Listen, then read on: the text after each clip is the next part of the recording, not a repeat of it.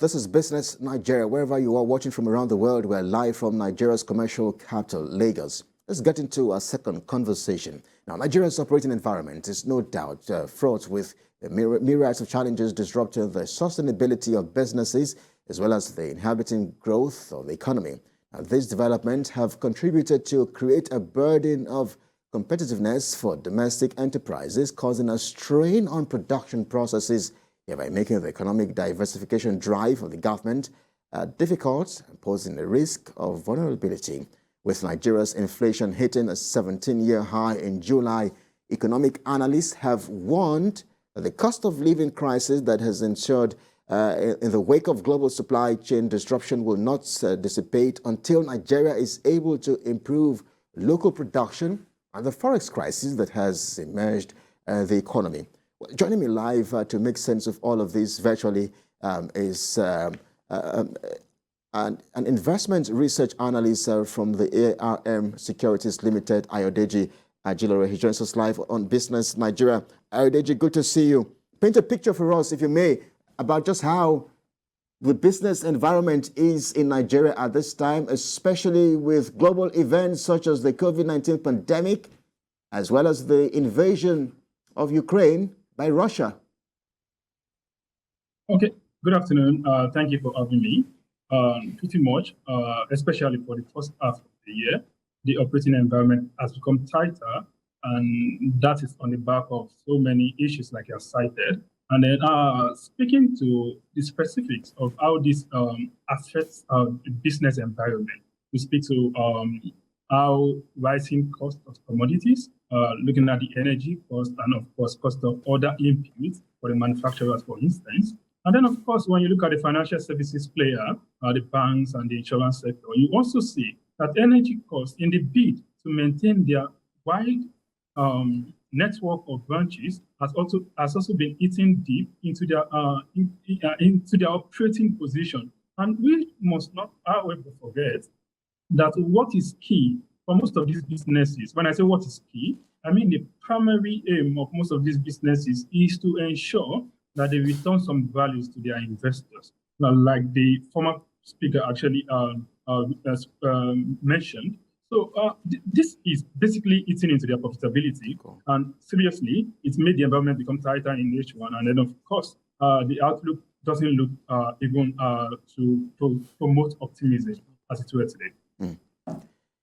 And when you look at the policies of the Nigerian government as regards ease of doing business, I wonder perhaps what reservations you have about such policies. Do you think there's a massive improvement in any way? Yeah, I think, let me say we think that there have been a lot of commitment, really. We must not understate that. However, to see the trickle-down effect of all of this policy, they are becoming very difficult to cite. And that could further be buttressed when you look at, for instance, the capital importation data that we saw recently, and you see how foreign investors, which oftentimes is a better gauge of how we should look at our economy, are looking at the economy. You look at the FDI performance, which is more or less like the capital that is expected to dwell with us here for a long time, how it has been dwindling over the last decade. I mean, when you look at that and you see the plethora of policy that has been thrusted into the system to ensure that the business environment improves, you will see that we have not seen the trickle-down effect. And then, of course, it's reflected in capital mobilization. Previously, you were talking about productivity. And capital importation is a very pivotal part of steering. Capital movement is a very important part of steering productivity. And if an economy is not productive at the level at which it should, at the optimal level, what you will often see is what we're seeing is reflected in rising prices locally here, whereby it's reflected in exchange rate position, seeing the current exchange rate management system.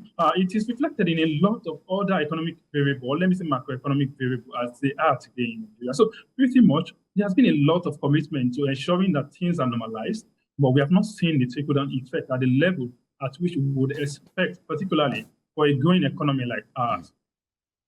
Mr. Ayodeji, can I ask you about specific constraining factors, perhaps mitigating against the ease of doing business? in Nigeria?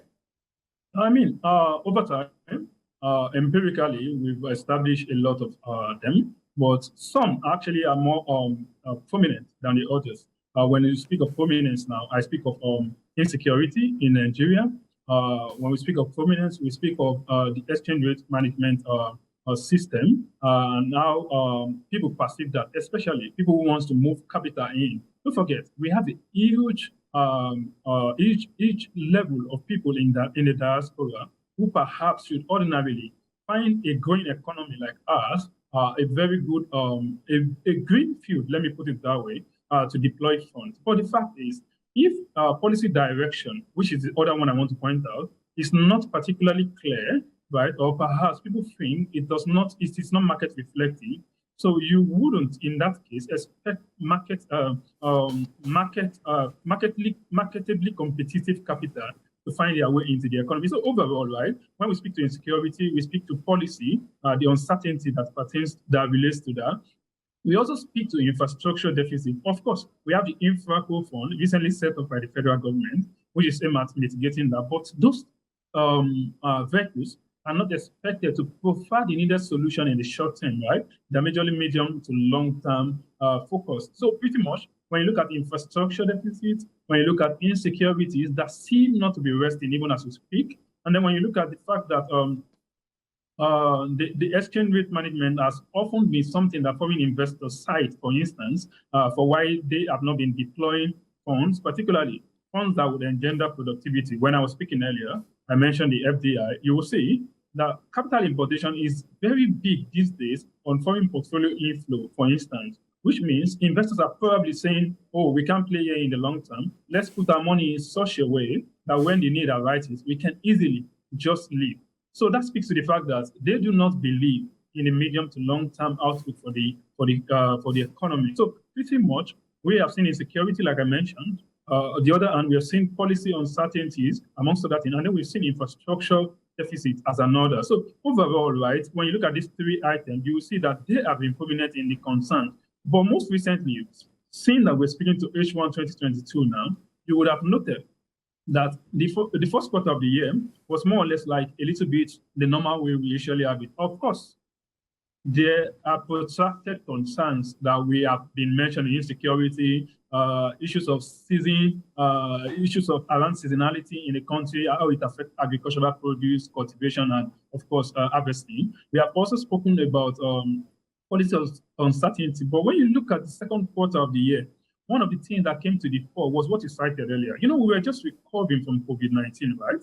So when that supply chain disruption, that was the case then, started easing a little bit, then we had the issue in Eastern Europe where Russia and Ukraine war started. And then, of course, commodity prices surged significantly. So pretty much the culmination of all of these variables has not really helped the operating environment in Nigeria. So, well, Mr. Ayodeji, just before I let you go, I would like you to talk to us from your perspective about the prospects of this environment and the ease of doing business in Nigeria, especially for the second half of the year. Yeah, from where we stand here, pretty much we are actually this is more or less like a run-off towards the election year. We are in the eve of the election year. One thing that is very important is we think there's a need for further action, right, to be directed towards issues around insecurity. We think if that can be nipped in the bud, a significant level of progress will be made. And if that is certain, then issues around power, right?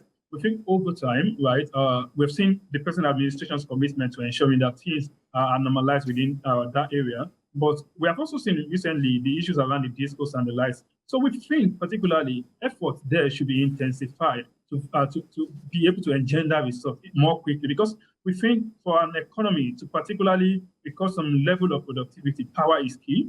And then, of course, we believe people should be secured while moving around, which was why I cited insecurity being nipped in the bud earlier. And then, of course, we believe there should be a kind of clarity as to what policy direction we are charting. Because if at the end of the day, right, we look at it, local capital alone might not be able to help solve the issues that Nigeria is currently facing. So So to put certainly, I think if insecurity is tackled, I think its power is sorted, the current issues around power is sorted, and then we are able to chart some consistent policy direction, which would also be an offshoot of political stability, right? We believe things might change for the good. But overall, that's where we stand. Mm. I was just going to ask you, maybe in 60 seconds or 120 seconds, to just comment on issues around social factors and perhaps issues around Nigerians accepting internet business or internet or e-commerce, as the case may be, using innovation or technology as well to do businesses. During COVID, there were restrictions of movement in Nigeria and the continent and around the world as well. So when you consider the social factors mitigating against the ease of doing business, I wonder what exactly your analysis would be.